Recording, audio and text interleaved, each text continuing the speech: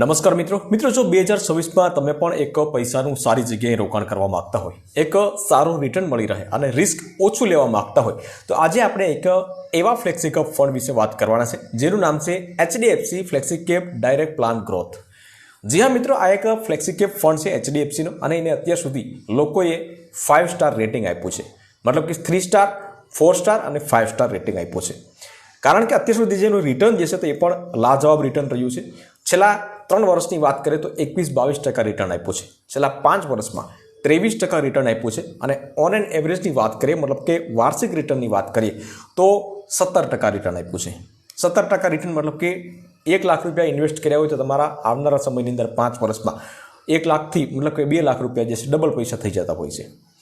અને બીજી એક ફ્લેક્સી કેપની ખાસિયત એ છે મિત્રો કે એ ગમે ત્યાં પણ રોકાણ કરી શકે છે, એમાં કોઈ પણ પાબંદી નથી હોતી, મતલબ કે મિડ કેપ, લાર્જ કેપ અને સ્મોલ કેપ જે છે તમામ જગ્યાએ એ રોકાણ કરી શકે છે અને જ્યાં વધારે રિટર્ન મળતું હોય ત્યાં રોકાણ કરી શકે છે, જ્યાં ઓછું રિટર્ન મળતું હોય તો ત્યાંથી પૈસા વિડ્રો કરી અને અલગ જગ્યાએ જે છે રોકાણ કરી શકે છે અને એટલા જ માટે જે છે અત્યાર સુધી એનું રિટર્ન જે છે એ સારું રહ્યું છે। તો HDFCના ફ્લેક્સી કેપ ફંડ વિશે વિગતવાર વાત કરીશું આ વિડીયોના માધ્યમથી, તો વિડીયોને લાસ્ટ સુધી જોતા રહેજો। તો ચાલો શરૂ કરીએ। તો મિત્રો, HDFCના આ બેસ્ટ મ્યુચ્યુઅલ ફંડ વિશે વિગતવાર વાત કરીશું આપણે, સાથે સાથે એ પણ આપણે વાત કરીશું કે કેવી રીતે તમે આજે 50,000 રૂપિયાનું રોકાણ કરી અને આવનારા સમયમાં તમે 55 લાખ કરતાં પણ વધારે રિટર્ન મેળવી શકો છો। અને 1,000 રૂપિયાની એસઆઈપીથી તમે શરૂઆત કરવી હોય તો એનું પણ આપણે કેલ્ક્યુલેશન કરશું આપણે કે 1,000 રૂપિયાની એસઆઈપી જે છે તમને કેવડું મોટું ફંડ જે છે આવનારા સમયમાં બનાવીને આપે છે, તો બંને કેલ્ક્યુલેશન કરીશું આપણે। વિડીયો આગળ વધતા પહેલાં એક વાત તમને જણાવવાની છે મિત્રો કે આ જે ફ્લેક્સી કેપ ફંડ જે છે HDFCનો તો એનો એક આપણો કમ્પ્લીટલી આર્ટિકલ લખેલો છે અને એ આર્ટિકલની લિંક જે છે હું નીચે ડિસ્ક્રિપ્શન બોક્સમાં રાખી દઈશ, તો ત્યાંથી તમે ચેકઆઉટ કરી શકશો। પરંતુ પહેલાં એક વખત વિડીયો તમે જોઈ લેશો તો તમને સરળતાથી તમને બધી વસ્તુ સમજાઈ જશે। મિત્રો, તમને કદાચ ખ્યાલ નહીં હોય તો હું તમને જણાવી દઉં કે HDFC જે છે તો એ ભારતની બીજા નંબરનું ફંડ મેનેજ કરનારું ફંડ બની ગયું છે, મતલબ કે અત્યાર સુધી જે છે 9 લાખ કરોડ કરતાં પણ વધારે પૈસા લોકોએ આ એકલા HDFCના અલગ અલગ ફંડમાં રોકાણ કર્યા છે। અને પહેલા નંબરની વાત કરીએ તો એમાં SBI મ્યુચ્યુઅલ ફંડ જે છે આવે છે।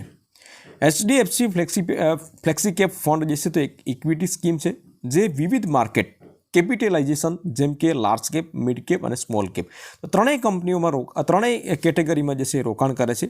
આનો અર્થ એ થયો મિત્રો કે મેનેજર પાસે બજારની સ્થિતિના આધારે કોઈપણ કદની કંપનીઓમાં રોકાણ કરવાની પરવાનગી હોય છે। હવે મુદ્દાની વાત કરીએ મિત્રો કે આ ફંડમાં કોને રોકાણ કરવું જોઈએ, તો માની લો કે તમારે જો 5 વર્ષનો ટાર્ગેટ અથવા તો 5 વર્ષથી વધારે રોકાણ કરવા માટેનો ટાર્ગેટ હોય તો તમે આમાં રોકાણ કરી શકો છો। એવા રોકાણ કરો કે જેઓ તેના પોર્ટફોલિયોમાં સ્થિરતા અને વૃદ્ધિ બંને ઈચ્છે છે એવા લોકો રોકાણ કરી શકે છે। ત્યાર પછી જેની પાસે બજારના વધઘટનો સામનો કરવાની ક્ષમતા હોય તો એવા લોકો રોકાણ કરી શકે છે, મતલબ કે તમને કદાચ ઓછી બજાર જે છે થોડી ડાઉન ગઈ હોય અને તમને પૈસા જે છે હમણાં તાત્કાલિક જરૂરિયાત ન હોય તો તમે આમાં રોકાણ કરી શકો છો, બાકી નુકસાનીમાં પણ તમારે પૈસા કાઢવા પડી શકે છે। જેટલો પણ લાંબો સમય સુધી તમે પૈસાનું રોકાણ આ કોઈ પણ મ્યુચ્યુઅલ ફંડમાં તમે કરશો તો તેટલું જ તમને વધારે રિટર્ન મળશે, બરાબર, કારણ કે મ્યુચ્યુઅલ ફંડમાં જે છે મિત્રો ચક્રવૃત્તિ વ્યાજ મળે છે, મતલબ કે તમને જે પણ વ્યાજ મળે છે તો એ તમને રોકડા નથી મળતા, પરંતુ એમાં ને એમાં ફરીથી એક વખત રોકાણ થઈ જતું હોય છે અને વ્યાજનું વ્યાજ તમને મળવાપાત્ર હોય છે। લોકોએ અત્યાર સુધી જે છે 5 સ્ટાર રેટિંગ આપ્યું છે। ત્યાર પછી વાત કરીએ આગળ મિત્રો કે ભૂતકાળમાં આ ફંડે કેટલું રિટર્ન આપ્યું છે, તો અહીંયા તમે જોઈ શકો છો છેલ્લા 1 વર્ષની વાત કરીએ તો 13% રિટર્ન આપ્યું છે, છેલ્લા 3 વર્ષમાં 22% રિટર્ન આપ્યું છે, છેલ્લા 5 વર્ષમાં 23% રિટર્ન આપ્યું છે અને અત્યાર સુધી ઓન એન એવરેજની વાત કરીએ તો 17% રિટર્ન આપ્યું છે। પરંતુ મ્યુચ્યુઅલ ફંડ જે છે એમાં કોઈ રિટર્નની કોઈ ગેરંટી નથી હોતી મિત્રો, ઓછા વત્તા થઈ શકે છે। 17% મળ્યું છે બરાબર, તો એની જગ્યાએ તમને 25% પણ મળી શકે છે અને 15-16% પણ તમને મળી શકે છે, મતલબ કે કોઈ પણ રિટર્નની કોઈ ગેરંટી નથી હોતી, પરંતુ એટલું ચોક્કસ કહી શકાય કે તમે FD કરો, મતલબ કે ફિક્સ ડિપોઝિટ કરો છો તો એના કરતાં અનેક ગણું રિટર્ન જે છે એ મ્યુચ્યુઅલ ફંડમાં મળી શકે છે। ત્યાર પછી વાત કરીએ મિત્રો HDFC flexi cap direct plan growth જે છે આ ફંડ જે છે તેમાં ખાસ શું છે, તો આ ફંડ જે છે એ 2023માં HDFCએ લોન્ચ કર્યો હતો, જેને ડાયરેક્ટ પ્લાન તરીકે આપણે ઓળખીએ છીએ, પરંતુ રેગ્યુલર પ્લાન જે છે તે 1995થી ચાલુ છે। વર્તમાન NAV મતલબ કે નેટ એસેટ વેલ્યુની વાત કરીએ આપણે તો 2281 રૂપિયા છે, જે એક યુનિટની કિંમત છે। પરંતુ તેનું AUM મતલબ કે એસેટ અંડર મેનેજમેન્ટ જે ફંડ સાઇઝ જે છે એ તમે જોઈ શકો છો. આજના દિવસની વાત કરીએ તો 96,294 કરોડ રૂપિયા જે છે મતલબ કે લાખો લોકોએ આમાં રોકાણ કર્યું છે અને રોકાણ દિવસે દિવસે વધતું જાય છે. ખર્ચ ગુણોત્તર મતલબ કે 0.72% છે. તો આ ખર્ચ ગુણોત્તર શું હોય છે કે તમારા જેવા પૈસા હોય એને મેનેજ કરવાનું અમુક થોડો ઘણો ચાર્જ જે છે ફંડ મેનેજર લેતા હોય છે, તો તેને ખર્ચ ગુણોત્તર કહેવાય છે. જો તમે 1 વર્ષ પહેલાં પૈસા ઉપાડી લો છો મિત્રો, તો એક્ઝિટ લોડ 1% તમને ચાર્જ લાગવા રહેશે અને 1 વર્ષ પછી પૈસા ઉપાડશો તો તમને કોઈ પણ પ્રકારનો ચાર્જિસ નહીં લાગે.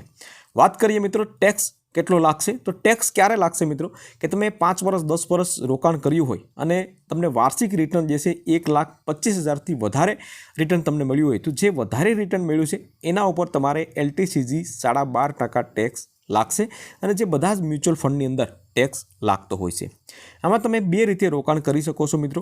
એક છે SIP, જેમાં તમે હર મહિને 100 રૂપિયાથી શરૂઆત કરી શકો છો, મતલબ કે 100 રૂપિયા કપાવી શકો છો, મેક્સિમમમાં કોઈ લિમિટ નથી. બીજું જે છે લમસમ ઇન્વેસ્ટમેન્ટ પ્લાન, મતલબ કે એક જ વખત રોકાણ કરવાનું હોય છે અને એમાં પણ તમે ફક્ત 100 રૂપિયા રોકી શકો છો, મેક્સિમમમાં કોઈ પણ પ્રકારની લિમિટ નથી. આ ફંડમાં નાના મોટી દેશની ટોપ જે છે 56 કંપનીઓ તો એમાં રોકાણ કરે છે, જે અમુક જે છે નીચે મુજબ છે. અહીં તમે જોઈ શકો છો ICICI bank, HDFC bank, axis bank, state bank of India, SBI life insurance company, Kotak Mahindra bank limited, Maruti Suzuki, Cipla limited, SCL technology, power grid corporation. તો આવી 56 કંપનીઓમાં જે છે રોકાણ કરે છે. જેમ જેમ આ કંપનીઓ ગ્રોથ આગળ વધતી રહેશે તો તે જ પ્રમાણે તમારા પૈસા પણ ચક્રવૃદ્ધિ વ્યાજદર સાથે આગળ વધતા રહેશે. બરાબર. હવે કેટેગરી વાઇઝ કેટલું રોકાણ કરે છે તો એ પણ તમે અહીંયા મેં લખી રાખ્યું છે કમ્પ્લીટલી. બરાબર. તો તમારે જોવું હોય તો હું આર્ટિકલ રાખી દઈશ લિંક એની, તો ત્યાંથી તમે ચેકઆઉટ કરી શકશો. ત્યાર પછી વાત કરીએ મિત્રો એક ઉદાહરણથી કે માની લો કે આજે તમે આ ફંડની અંદર 50,000 રૂપિયાનું ઇન્વેસ્ટ કર્યું છે અને આવનારા સમયમાં 17% રિટર્ન મળે. બરાબર. તો તમારા 50,000 રૂપિયા કેટલું મોટું ફંડ બની શકે છે, તો એનું એક આપણે કોષ્ટક જે છે એ આપણે બનાવેલું છે. માની લો કે 5 વર્ષ માટે તમે 50,000 રૂપિયા ઇન્વેસ્ટ કર્યા છે, તો 17% લે કે એનું રિટર્ન કેટલું મળશે તમને? 59,622 રૂપિયા. ટોટલ અમાઉન્ટની વાત કરીએ આપણે એમાં, કારણ કે 50,000 રૂપિયા આપણે મૂળ રકમ ઉમેરીએ તો 1,09,622 રૂપિયા તમારા થશે. માની લો કે તમે 10 વર્ષ માટે એ 50,000 રૂપિયા ઇન્વેસ્ટ કર્યા છે, તો તમારું અંદાજિત વળતર જે છે તમે અહીં જોઈ શકો છો, પરંતુ કુલ રકમ તમને કહી દઉં છું કે કુલ રકમ તમારી કેટલી થશે? 2,40,341 રૂપિયા. માની લો કે એ જ 50,000 રૂપિયા તમારા 15 વર્ષ માટે તમે ઇન્વેસ્ટ રાખ્યા છે, તો તમને અંદાજિત વળતરની વાત કરીએ તો 4,76,000 રૂપિયા ઉપર થશે અને ટોટલ અમાઉન્ટની વાત કરીએ તો 5,26,027 રૂપિયાની આસપાસ થશે. માની લો કે એ જ 50,000 રૂપિયા તમે 20 વર્ષ માટે તમે જમા રાખ્યા છે, તો તમારા પૈસા કેટલા, તમને વળતર કેટલું મળી શકશે? 11,05,280 રૂપિયા અને ટોટલ અમાઉન્ટની વાત કરીએ તો 11,55,000 રૂપિયાની આસપાસ થશે. માની લો કે એ જ 50,000 રૂપિયા તમે 25 વર્ષ માટે ઇન્વેસ્ટ રાખ્યા છે, તો માની લો કેટલા રૂપિયા થશે તમારા? 24,82,000 રૂપિયા જેવું થશે અને ટોટલ અમાઉન્ટની વાત કરીએ તો 25,32,000 રૂપિયા જેવું તમારું ટોટલ અમાઉન્ટ થશે. પરંતુ એ જ 50,000 રૂપિયા 30 વર્ષ માટે તમે જમા રહેવા દો, તો અહીં તમે જોઈ શકો છો 55,53,000 રૂપિયા જેટલો તમારો આંકડો જે છે એ 17% રિટર્ન મળે તો એટલું તમને થઈ શકે છે. તો આ છે મિત્રો મ્યુચ્યુઅલ ફંડની તાકાત અને આ છે ચક્રવૃદ્ધિ વ્યાજદરની તાકાત. બરાબર. પરંતુ આમાં એમણે કીધું એ પ્રમાણે કે રિટર્નનું કોઈ ફિક્સ નથી હોતું, ઓછા વધતું થઈ શકે છે. પરંતુ આપણે SIPની વાત કરેલી આપણે કે ભાઈ SIP તમે 1,000 રૂપિયાની મહિને કરાવો છો, 1,000 રૂપિયાની મહિને SIP કરાવો અને 30 વર્ષ માટે તમે 30 વર્ષ સુધી તમે કન્ટિન્યુ રાખો. બરાબર. અને 17% રિટર્ન મળે તો તમને ટોટલ રકમ જે છે કેટલી મળવા પાત્ર રહેશે? તો તમે જોઈ શકો છો 30 વર્ષમાં તમે રોકાણ કરેલી રકમ કેટલી છે? 3,60,000 રૂપિયા. પરંતુ એની સાથે અંદાજિત વળતર જે છે, રિટર્ન કેટલું મળે છે? 81,07,536 રૂપિયા.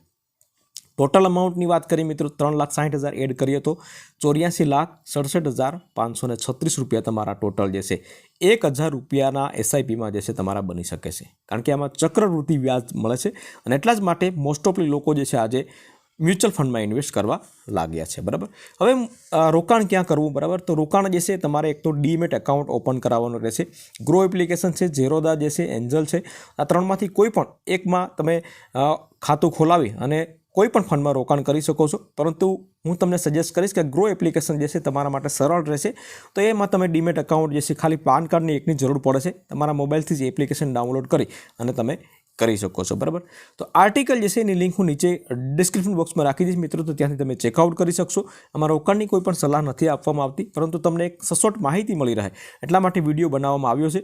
વિડીયો ગમ્યો હોય મિત્રો તો વિડીયોને એક લાઇક જરૂરથી કરી લેજો, શેર કરજો અને ચેનલ ઉપર નવા આવ્યા હોય તો ચેનલને સબસ્ક્રાઇબ જરૂરથી કરી લેજો.